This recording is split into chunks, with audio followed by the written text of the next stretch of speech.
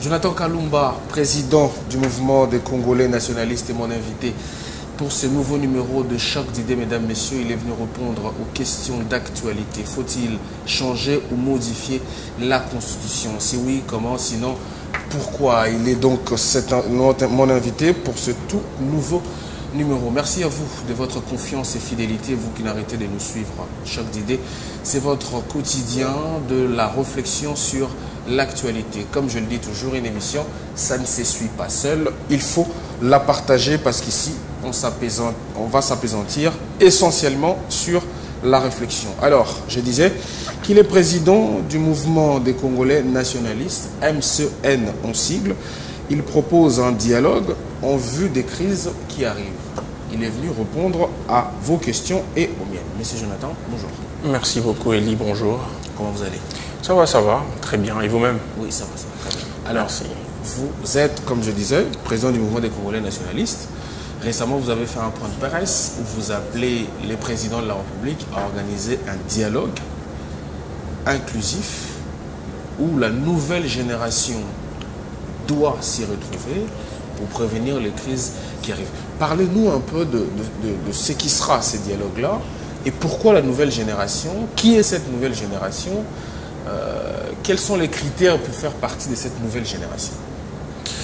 Alors, merci d'abord de m'avoir reçu. Je pense que c'est dans les chocs d'idées que jaillit la lumière. En effet.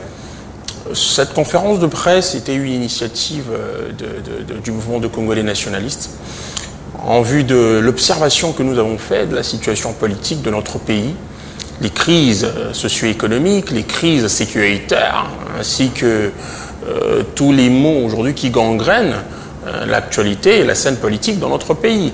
Alors il était pour nous une question, étant la nouvelle génération de notre pays, le présent et ainsi que l'avenir, parce que parce que nous devons aujourd'hui nous mettre en action, justement pour essayer de provenir cet avenir qui, si nous ne faisons rien, nous restons dans l'inaction, pourrait être sombre. Et si nous décidons de faire quelque chose, pourrait être sauvé et éviter de mener le Congo dans une balkanisation. Cet avenir sombre auquel vous faites allusion, vous le voyez pourquoi? Comment? C'est-à-dire, quels sont les indicateurs qui vous disent que l'avenir va être sombre? Est-ce que vous estimez que la question autour du changement de la modification de la Constitution va mettre le pays en feu ensemble? Bon, la question du changement de la modification de la Constitution est une question existentielle. Nous sommes dans une société qui est appelée à évoluer et l'être humain est d'abord de nature à évoluer aussi. Alors nous sommes dans une société et nous devons toujours nous poser des questions pour voir si les lois et les règles que nous avions établies aujourd'hui méritent réaménagement ou amendement qui pourrait améliorer justement les fonctionnalités et la performance même de la gestion de la chose publique. C'est une question existentielle. Donc c'est légitime de se poser cette question. C'est légitime de se poser cette question. Le président de la République a raison. Non, je ne dirais pas que le président de la République a raison ou a tort. Le président de la République est dans sa peau du président de la République. Il est censé piloter justement les institutions de la République. C'est lui qui, on connaît parfaitement les maux, les difficultés justement et les situations qui ne le permettent pas de plus se performer. Et il a dit par rapport à cette situation. La Constitution actuelle n'est pas en mesure de lui permettre de mener à bien son action politique. Déjà, moi je parlerai plus au nom de notre nouvelle génération. Oui. La nouvelle génération n'a pas pris part à cette élaboration de la Constitution à Sun City. Aujourd'hui, si nous défendons cette Constitution, c'est par nationalisme, c'est par patriotisme, parce que c'est un héritage qui nous a été légué, le socle même, le fondement même de notre unité nationale. C'est par, évidemment, cet esprit que nous soutenons, justement, cette Constitution. Et aussi, nous sommes en droit de nous poser des questions sur ce que nous voulons que ça change. Vous vous rappelez qu'en février, le 19 février, on a eu à mettre en place une dynamique de jeunes candidats qui avaient postulé aux élections de 2023 et qui n'avaient pas eu à gagner les élections, justement, pour toutes ces questions aujourd'hui.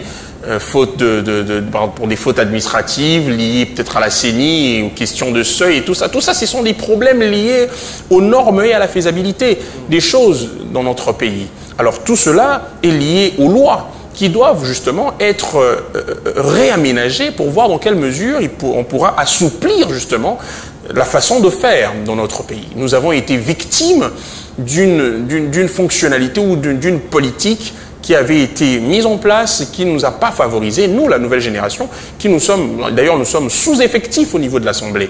J'ai rencontré récemment... Sous-effectifs parce que vous avez perdu les élections. On a perdu les élections alors que le président de la République avait demandé aux jeunes de postuler en masse pour essayer de l'accompagner justement. Ils ont postulé en masse. Mais admettons que la question du vote, ce n'est pas une question générationnelle, ni d'ailleurs une question du genre, c'est une question d'offre politique. Il ne faut pas dire que c'est une question, c'est pas une question générationnelle. Quelle a été votre offre politique? Il ne faudrait pas dire que ce n'est pas une question générationnelle. D'ailleurs, c'est faux, puisqu'aujourd'hui, nous constituons 70 à 75% de la population congolaise. Oui, mais nous, aujourd'hui, nous reflétons les vraies aspirations de cette population. Ceux qui connaissent mieux les réalités de notre pays, c'est nous. Ceux qui sommes victimes du système aujourd'hui, c'est nous. Non, pourquoi nous n'avons pas été élus? Nous avons été victimes d'un système. Aujourd'hui, la question du seuil, l'élaboration de toute cette politique électorale qui avait été mise en place, pour favoriser la nouvelle génération? Je dirais non. Je dirais non. J'ai été victime de cela. J'ai eu plus ou moins... Permettez-moi, on a eu des députés jeunes qui ont cautionné cette loi électorale, par exemple. Non, des députés jeunes, bon, dans quel contexte ils ont été élus? Dans quel contexte ils ont été élus? Je ne veux pas rentrer dans ce débat. Je parle de ce collectif que j'avais eu avec certains amis à mettre en place, qu'on appelait la relève, justement pour fustiger de toutes ces questions qui avaient posé problème à l'électorat de la nouvelle génération. Vous vous souviendrez que même dans la sphère politique, cette dynamique avait impulsé une innovation dans le sens d'accompagner le président de la République d'une manière extra-parlementaire à travers des propositions de loi. Chose que vous n'avez pas fait. Si, bien sûr. Nous avions élaboré plusieurs propositions de loi que nous avions mis sur la place publique et qui ont servi d'ailleurs à implémenter certaines choses. Aujourd'hui, on voit que chacun de vous, chacun qui faisait partie de ces mouvements, la relève, fait plutôt son schéma. Mais la relève n'était pas une plateforme politique, c'était une structure qui avait une structure de fait, une structure circonstancielle où les candidats s'y sont retrouvés pour parler d'une problématique qui les a touchés directement. Les jeunes candidats, je parle. Alors nous nous sommes rassemblés pour poser des questions au président de la République, parce que nous avons été victimes du système, ainsi que proposer ce que l'on pensait être des alternatives qui pouvaient sauver la nation. Alors nous sommes inscrits dans cette logique des amendements des lois, de propositions de loi. Donc vous êtes d'accord que l'on réfléchisse sur... C'est une question existentielle qui mérite réflexion de tout intellectuel. Mais il y a un problème. Oui. Aujourd'hui, il y a un problème, c'est que cette nouvelle génération est sous-représentée dans les institutions de la République. Par sa propre faute. Cette nouvelle génération est victime du système. Cette nouvelle génération a faim. Cette nouvelle génération n'a pas d'emploi. Cette nouvelle génération aujourd'hui est représentée dans les institutions de la République par des personnes qui ne reflètent pas les aspirations de cette nouvelle génération. Alors, nous sommes en droit de demander au président de la République, Monsieur le Président, de prendre en considération ce que nous sommes en train de revendiquer. Nous avons vu nos aînés avoir des postes partout dans toutes les institutions. Mais est-ce que les jeunes, parce que nous connaissons mieux nos réalités, nous connaissons mieux nos problèmes. Mais là n'est pas la question, Monsieur Jonathan. Pourquoi est-ce que vous êtes dans une démarche, excusez-moi de vous le dire, quelque peu victimaire? Est-ce que vous ne pouvez pas, vous, cette nouvelle génération... Parce que nous avons été victimes. Oui, je suis d'accord. Mais la victimisation en est une autre chose. Non, nous ne sommes pas... Ce n'est pas de la victimisation, mais nous avons été victimes et nous revendiquons justement nos droits. Non, mais à la place, pourquoi est-ce que vous ne mettez pas en place une formation politique en bonne et due forme, où vous amenez une offre politique, vous préparez pour les élections à venir, et vous allez demander l'électorat de ceux pour qui vous portez les desiderata. Écoutez, pourquoi réclamer des postes nous ne réclamons pas de postes. Je ne suis pas là pour réclamer des postes, je suis là pour réclamer une performance des institutions pour favoriser justement cette nouvelle génération qui est aujourd'hui mise en mal. Je suis un acteur politique. Ouais. Si le président de la République pense que, d'une manière ou d'une autre, il pourrait recourir à M. Jonathan Kalumba pour telle ou telle responsabilité, je ne m'en dédouanerai pas. Aujourd'hui, il n'est pas question de M. Jonathan Kalumba, il est question de toute une génération. Nous parlons de quoi? En effet. On doit se poser les vraies questions et trouver les vrais problèmes. Vous voyez? Donc, alors, pour moi, il est question et il est temps de se poser les vraies questions. Cette constitution, changée ou pas, c'est une question qui doit être évoquée dans un cadre républicain qui impliquera une large participation de la nouvelle génération pour que nous puissions en discuter.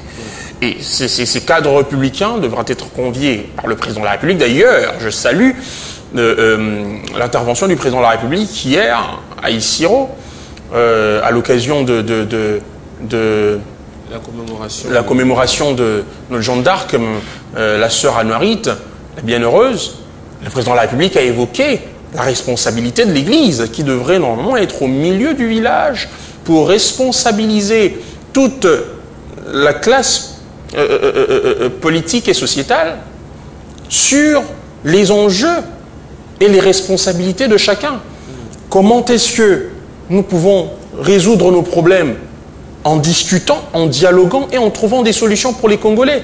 Je pense que le président s'est inscrit sur une logique que nous avions toujours milité. D'ailleurs, dans ma conférence de presse dernière, j'ai évoqué cette question. Il est essentiel que nous puissions aller au dialogue. Et le président l'a dit. Et aujourd'hui, l'Église doit jouer ce rôle médiateur, où il devra consulter de manière impartiale toutes les couches de la société pour récupérer ou recueillir les desiderata, les problématiques de toutes ces couches de la société, pour que nous voyions dans quelle mesure on peut mettre un terme à ces mots qui gangrènent aujourd'hui la scène politique de notre pays. Monsieur Jonathan Kalumba, nous sortons d'une élection qui a donné la victoire écrasante au président de la République, à hauteur de 73% de voix, une majorité quasi totale au président de la République. Pourquoi un président de la République qui a autant d'instruments politiques de pouvoir devra-t-il convoquer un dialogue? Ça, c'est la première question. La deuxième question, le dialogue vient résoudre quel problème exactement que la constitution politique actuelle ne peut pas faire, ne peut pas résoudre? Écoutez, nous sommes dans un contexte politique où le pouvoir subit une fracture. Je dirais une fracture. Et cette fracture est due au positionnement de tout un chacun, de tout acteur politique qui se revendique être leader d'une manière et avoir la responsabilité ou de droit une représentation d'une partie de la République. D'abord, c'est une question qu'aujourd'hui on doit bannir. On a besoin des leaders qui sont nationaux. On a besoin des leaders aujourd'hui qui peuvent parler au nom de la République et non au nom des certains coins de la République, c'est qui favorise aujourd'hui le tribalisme. Mais c'est à cause de ces leaders aujourd'hui que nous voyons sur la scène politique qu'il y a fracture dans notre scène politique. Qui, d'ailleurs, sans pour autant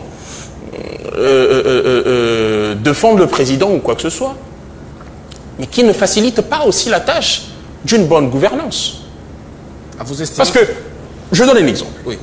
Pour composer un gouvernement aujourd'hui, est-ce que le Premier ministre est réellement celui qui forme le gouvernement en prenant en considération son expertise, ses références, des personnes qui sont à même de résoudre certaines problématiques ou qui peuvent avoir certaines responsabilités en fonction de leurs compétences et de leur CV. La question. Non, la Constitution règle la question, mais est-ce que dans la fonctionnalité, est-ce que dans la pratique, ça se passe comme tel?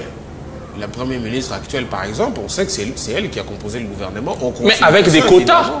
Avec des quotas des partis politiques. Évidemment. Avec des quotas des représentations politiques qui obéissent en premier lieu. Ça se passe comme ça partout au monde. Non. On ne doit pas dire aujourd'hui, on ne va pas dire que ça se passe comme ça partout. La République doit être au-dessus de toutes les questions, des clivages ou des positionnements politiques, il faut bien, comme formation politique ou quoi que ce soit. Il faut bien des individus pour dire. Je n'en dis ce qu'on vient pas. Je n'en dis ce qu'on vient pas. Je n'en dis ce qu'on vient pas. Formation politique, on est d'accord. Je suis totalement d'accord. Je suis totalement d'accord. Mais est-ce que cela se fait en toute liberté du Premier ministre qui est nommé, ou sous une pression, sous une influence des différentes formations politiques? Je suis désolé, mais il ne peut pas être libre totalement. Non, mon cher ami. Aujourd'hui, nous devons avoir un gouvernement, un Premier ministre qui doit être capable de faire un casting des animateurs qui doivent intervenir au gouvernement pour résoudre les problèmes. Et ce casting doit être fait en fonction des qualités et des compétences requises pour diriger le gouvernement. Toutes les catastrophes financières que nous retrouvons aujourd'hui, tout ce qui se passe comme mot dans la gouvernance de notre pays. Vous accusez le gouvernement de la mauvaise gouvernance.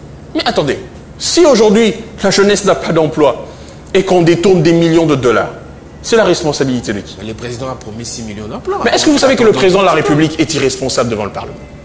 Bien sûr. Est-ce que vous savez que nous sommes dans un régime semi-présidentiel qui irresponsabilise le président de la République devant le Parlement? Bien sûr.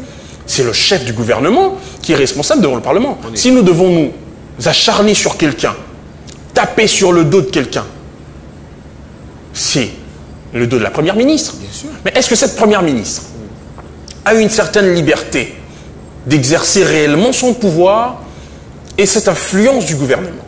Elle a été présentée un projet de gouvernement devant le Parlement qui a été accepté. Mon cher, nous ne devons pas discuter comme si nous ne connaissons pas la façon dont notre politique fonctionne.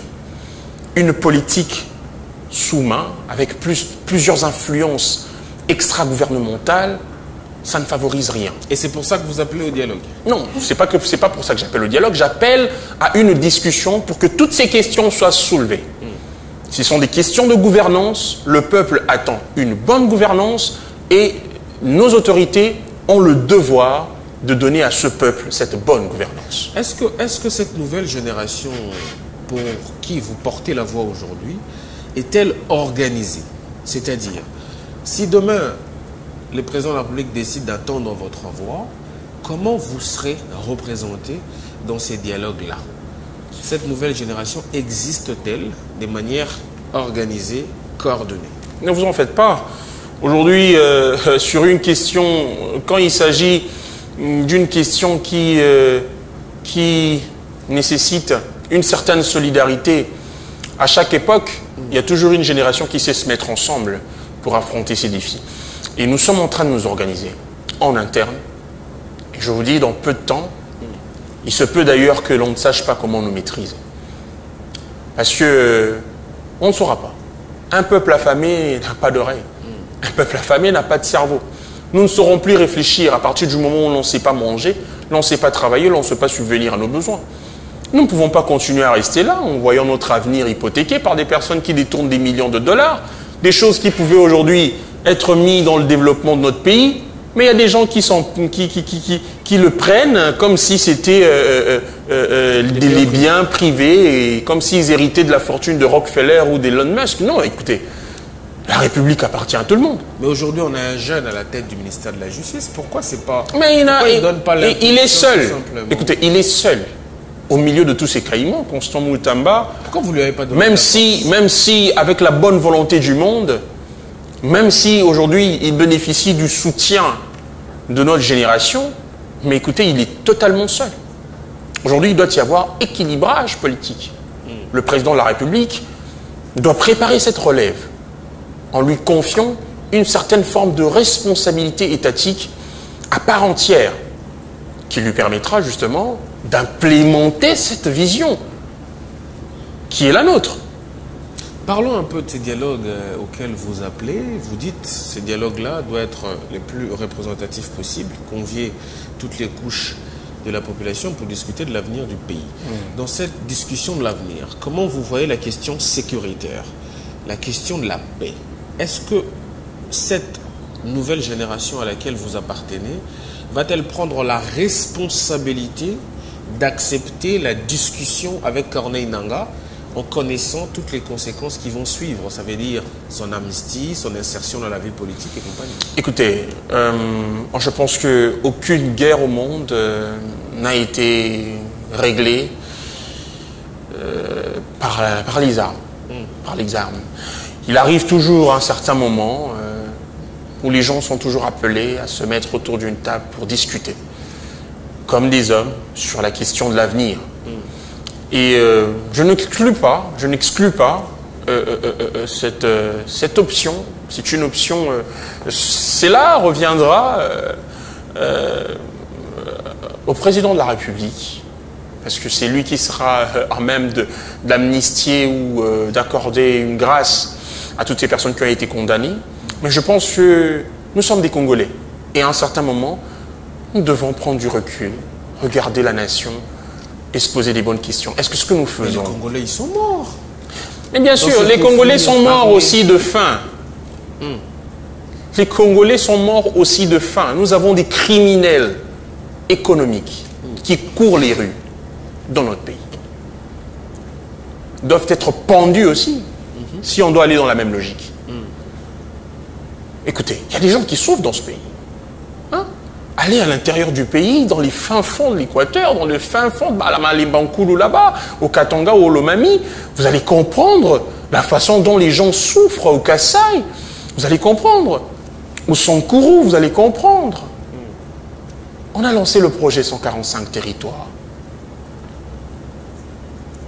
La suite.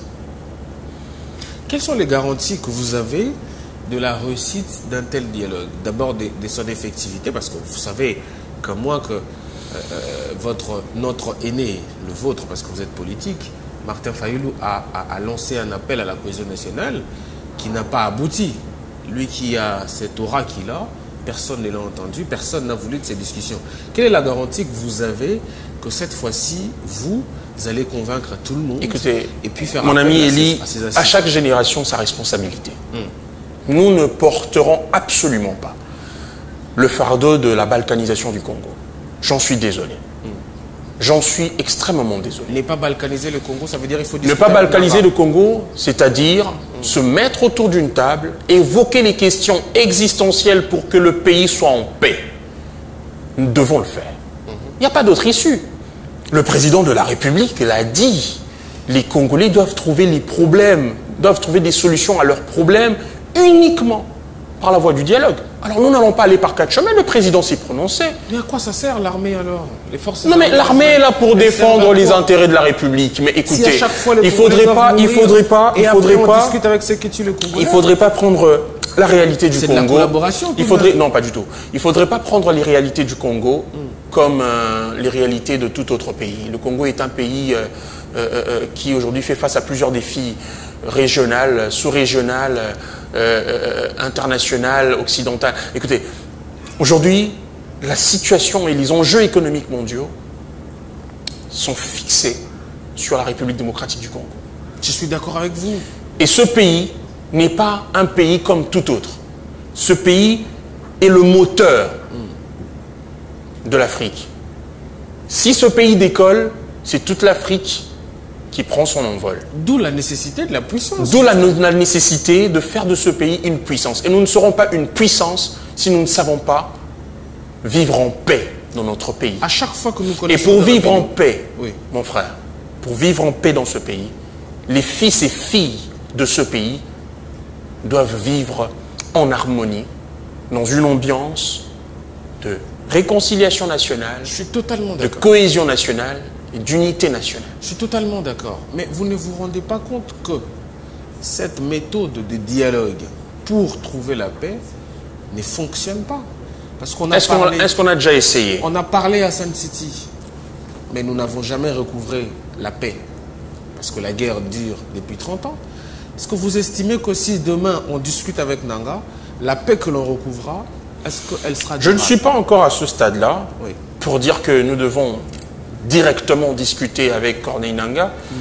Vous savez, j'ai été le premier jeune à dire qu'il fallait instaurer, comment je veux dire, la peine de mort. Et j'ai milité pour ça. Et Nanga a une condamnation de la justice. Voilà. Et aujourd'hui, il faut dire que le président de la République a quand même eu cette oreille sur nous.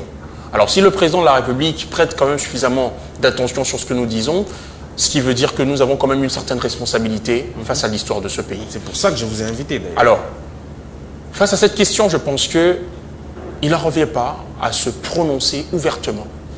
La question du dialogue est un processus. La question du dialogue, il y a plusieurs préalables qui doivent être mis en place en tenant compte de plusieurs éléments qui doivent être agencés de manière ordonnée pour que nous puissions arriver à des résultats escomptés. À chaque génération, sa responsabilité. Je ne fais pas partie de la génération de Sainte City. Je ne veux pas me prononcer sur les dialogues de Sainte City. Je veux me prononcer sur ce dialogue qui va arriver. Parce que croyez-moi, ce dialogue va arriver parce que le président de la République s'est prononcé sur cette question. Et j'inviterai aujourd'hui toute la classe politique, comme je l'ai fait à ma conférence de presse, de prendre cette responsabilité face à l'histoire, des terres, les égaux politiques. Nous avons un avenir à protéger pour ce pays. Et on doit se dire les choses en face.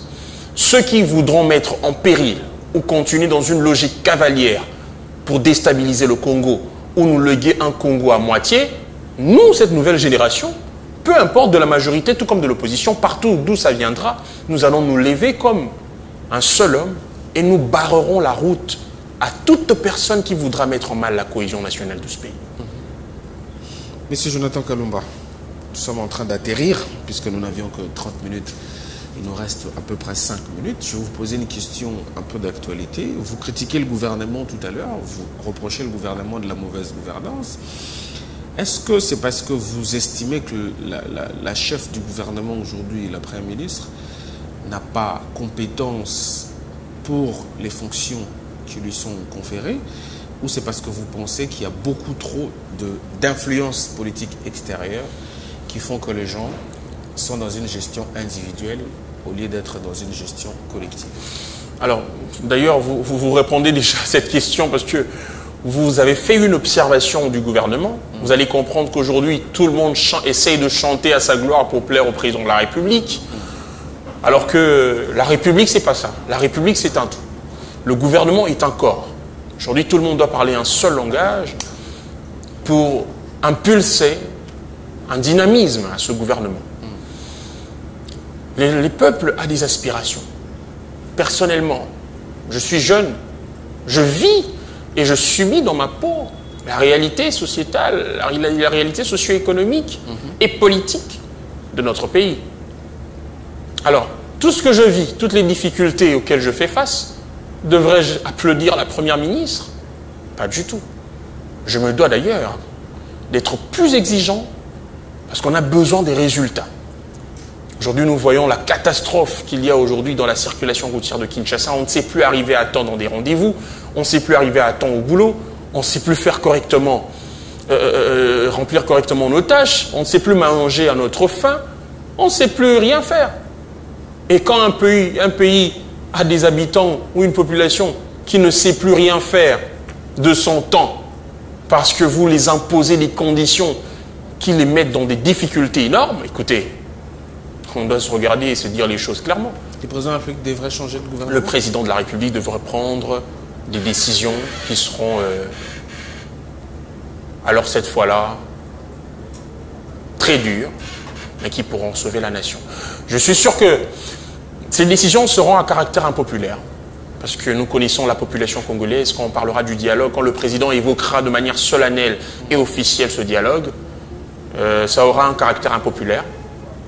Mais souvent, des grandes décisions doivent être prises plus avec conviction qu'en tenant compte des paramètres de popularité. Monsieur Jonathan Kalumba, vous parlez pour vous-même aujourd'hui, enfin là maintenant sur la question que je vais vous poser. Est-ce que vous êtes favorable au changement de la Constitution? Est-ce que vous entendez les inquiétudes du président de la République, par exemple, quand il évoque l'article 217, quand il évoque les difficultés que nous donne cette Constitution, par exemple dans la Constitution pour former un gouvernement? Est-ce que vous attendez tout ça et vous vous dites d'accord ou pas d'accord? J'ai plusieurs réponses à cette question, plusieurs réponses, mais je préférerais me prononcer dans un cadre qui pourra servir réellement les intérêts de la République. Réellement les intérêts de la République. Dernière question. Que doit-on attendre des mouvements des Congolais nationalistes pour ce dialogue auquel vous appelez? Est-ce que vous allez faire des consultations auprès Le mouvement des Congolais nationalistes est en pourparlers avec plusieurs couches, plusieurs leaders de la jeunesse, plusieurs personnalités politiques de notre génération. Et nous allons impulser quelque chose. Nous allons impulser quelque chose qui va changer la donne dans les jours qui suivent. Et le 17 janvier, nous allons nous retrouver. Nous sommes en train de le préparer. Nous n'en parlons pas encore. Nous sommes en train de le préparer. Le 17 janvier, le jour de la commémoration de Patrice Emery Lumumba, notre héros national de l'idéologie nationaliste. Et nous sommes un mouvement nationaliste. Le mouvement de Patrice était le MNC. Notre mouvement, c'est le MCN. Alors, nous allons faire ce parallélisme historique de ce mouvement de Lumumba, qui était un jeune qui a milité pour le changement des choses dans sa génération. Et nous allons parler aussi des responsabilités de notre génération face à l'histoire de notre pays, 64 ans après, 64 ans après la mort de Lumumba. On espère que cette génération va mériter nos espoirs, parce qu'il ne nous reste que vous. Parce que, en effet, je suis d'accord, je pense que le pays va à volo, et je pense qu'il faut une responsabilité citoyenne pour sauver l'avenir de ce pays. J'étais content de vous recevoir. Merci d'avoir accepté mon invitation et d'avoir surtout répondu à mes questions. Je pense qu'on a édifié ce qui nous ont suivis, et merci à vous pour avoir été là avec nous, pour avoir suivi. Je le répète, une émission ne se regarde pas toute seule. Il faut la partager. Écoutez l'appel à la cohésion de la jeunesse, parce que l'avenir est sombre. Si vous ne vous organisez pas, peut-être que beaucoup d'entre nous seront obligés d'y accoper sa poteau chance. Moi, j'ai pas envie de ça. À très bientôt. Merci beaucoup. Qu'est-ce qu'il y a encore?